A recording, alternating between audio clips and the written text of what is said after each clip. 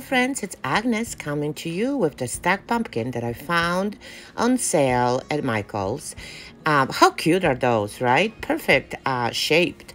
And then a container that I've actually bought at the Dollar Tree that it had a little succulents on it. But you know what? I took it out and I thought that would have made an awesome base for my little topiary.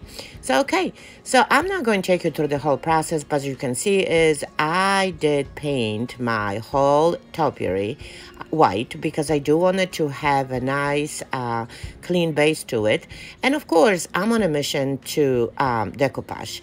The napkins that I'm going to use that are actually in my store, so make sure to grab them. There's few sets left. The link to my napkin bundle I'm going to post in the description of this post, so you can go ahead and grab it.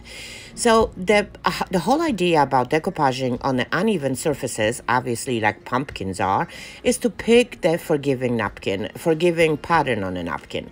So I decided to go ahead and use the darkest one on the bottom and work my way up. So my goal here was to use as much of a floral as I can out of this napkin. So the whole trick on the decoupaging on the uneven surfaces is to do it in the stages. So as you notice, I applied a little bit of the Mod Podge right to some section of my pumpkin, and then I took another clean brush, not the one that has a Mod Podge on, and simply tap it all in to make sure that all the grooves and all the little bumps the pumpkin has are nicely visible. Well, there are going to be a tiny wrinkles here and there, but with, tapping right on the top, you are really eliminating. And now check this one out. Half of that, half of my pumpkin is actually beautifully showing that flower, even though it is bumpy, right?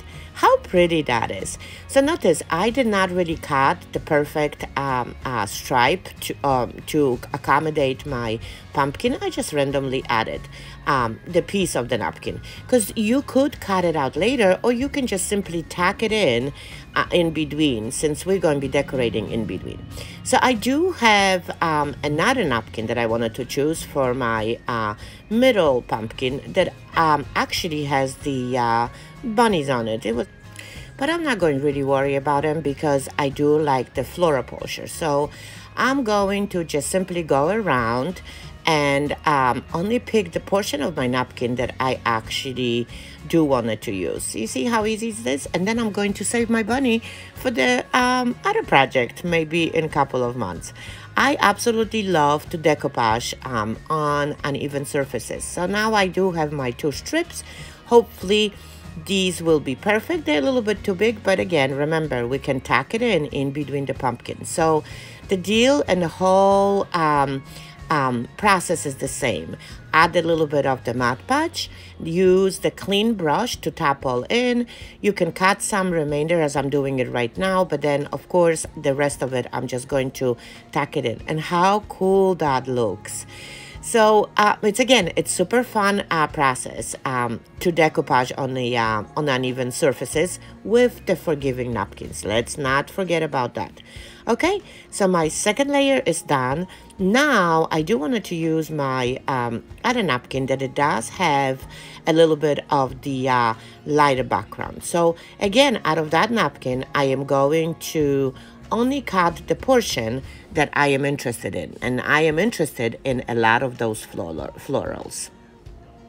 It's again, before you're going to, do your work with the napkin, make sure that you're going to remove the plies and pick the little piece of what you'd like. Here we go. I cut my strip, and again, I go back with a tiny amount of Mod Podge right on it.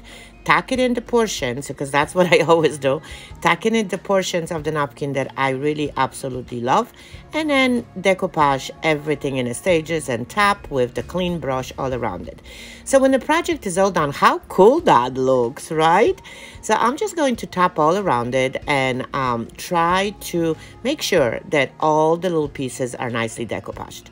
Okay, so my base for my pumpkin is painted white because I do not know if I'm going to actually add another pattern to it or I'm going to leave it plain.